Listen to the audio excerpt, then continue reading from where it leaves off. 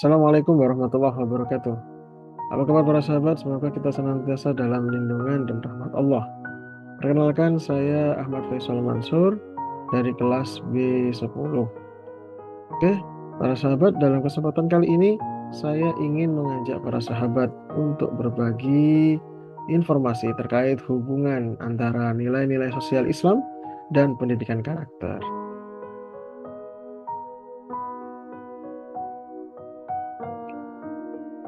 Pendidikan karakter menjadi isu penting dalam dunia pendidikan akhir-akhir ini.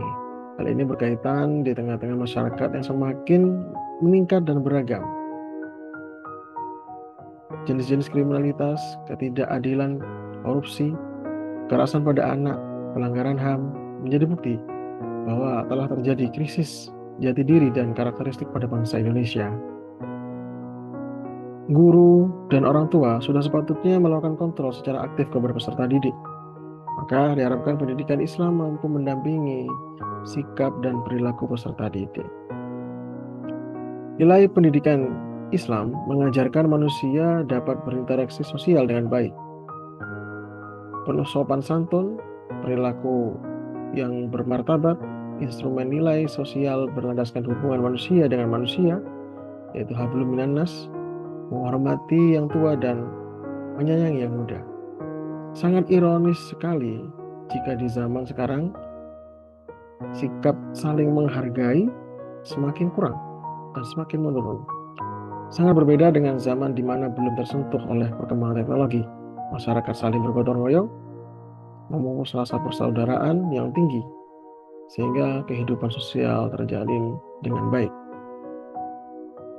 Keprihatinan tersebut memiliki alasan yang berdasar jika mencermati berbagai fenomena karakter peserta didik yang terjadi di lingkungan masyarakat dewasa ini. Ada beberapa hal yang perlu diperhatikan dan perlu menjadi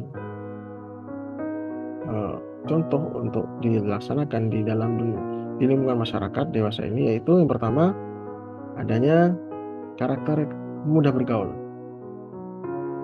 Karakter supel atau mudah bergaul merupakan salah satu sikap yang dicontohkan oleh Rasulullah dan para sahabat maupun lawan memuji sikap beliau yang pemurah. Konsep yang dibangun oleh Rasulullah SAW dan para sahabat yaitu tidak melihat latar belakang individu. Bahkan orang yang tidak seakidah beliau mendapatkan perlawan yang sama. Namun ada batasan yang jelas tentang keyakinan yang tidak boleh disamakan. Pendidikan Islam memberikan muatan yang jelas dalam mengatur komunikasi antar sesama. Kemudian yang kedua yaitu karakter rendah hati. Salah satu pembentukan karakter dalam pendidikan Islam ialah pembentukan karakter rendah hati.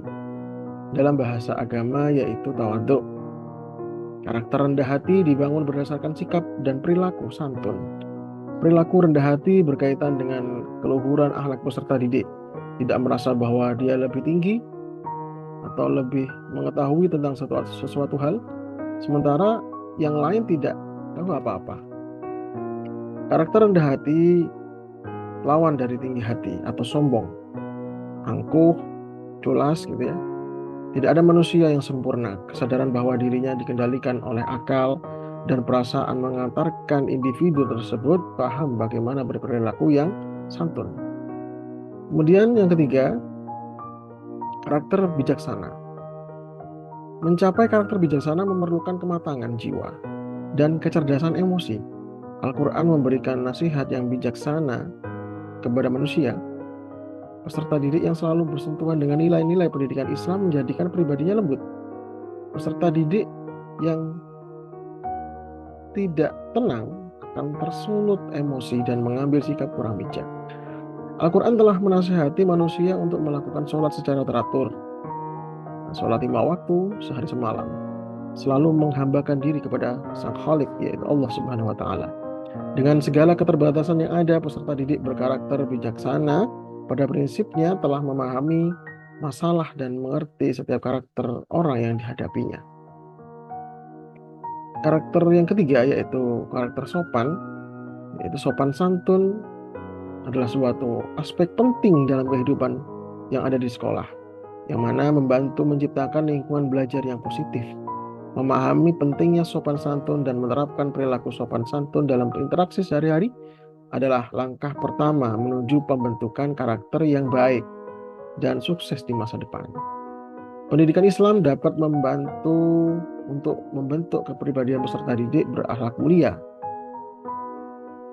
Di samping itu, ada beberapa indikasi kedisiplinan peserta didik terhadap pendidikan Islam, di antaranya yang pertama adalah hubungan manusia dengan Allah, Sang Penciptanya. Kemudian yang kedua adalah hubungan manusia dengan sesamanya, yaitu hablum minan nas. Yang ketiga, hubungan manusia dengan makhluk lain dan lingkungan alamnya. Kemudian yang terakhir adalah hubungan manusia dengan dirinya sendiri. Agama Islam merupakan sumber nilai dan norma yang mengilhami dan mengikat pribadi peserta didik. Keyakinan, pengalaman, dan pengalaman beragama akan menghindarkan peserta didik dari situasi dan kondisi yang menggoyahkan imannya atau menggoyahkan kepribadiannya, sehingga tetap pada kepribadian yang utuh karena berpegang teguh pada agama dengan nilai-nilai sosial yang telah bisa dijadikan sebagai pegangan dalam ajaran Islam. Karena di dalam ajaran Islam menuntut untuk peserta didik bertanggung jawab atas dirinya sendiri, bertanggung jawab kepada masyarakat, dan lebih-lebih terhadap bangsa dan negaranya. Ajaran Islam dapat dilepaskan, tidak bisa jauh dari yang namanya sistem nilai. Nilai-nilai yang bersumber dari Sang Pencipta, dari Allah. Kemudian sistem tersebut terumus lengkap dan sempurna, mengacu kepada hakikat penciptaan manusia sebagai penyembah Allah, sebagai khalifah di muka bumi ini. Jadi bisa disimpulkan dari penjelasan yang sudah saya sampaikan tadi, hubungan antara pendidikan karakter dan pendidikan Islam adalah saling melengkapi. Nilai-nilai yang diberikan atau dijadikan pegangan di dalam ajaran Islam itu saling melengkapi, saling memperkaya satu sama lain. Antara nilai sosial yang tercipta dari masyarakat itu sangat saling melengkapi dan memperkaya satu sama lain. Karena kebutuhan manusia terhadap nilai sosial dan nilai agama, utamanya pendidikan karakter dalam pendidikan Islam, ini sangat membantu. Seperti itu. Kemudian sangat mendorong dan sangat menekankan terhadap salah satu seseorang atau individu menjadi orang yang baik, bertanggung jawab, berakhlak mulia, serta mendorong terciptanya masyarakat yang lebih adil dan berbudaya. Seperti itu.